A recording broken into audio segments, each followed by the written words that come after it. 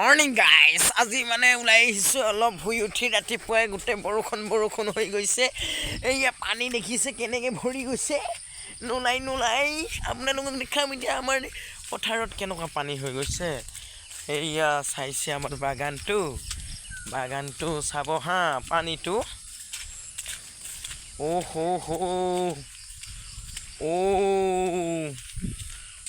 পিছলাকৈ আহিছোঁ দেই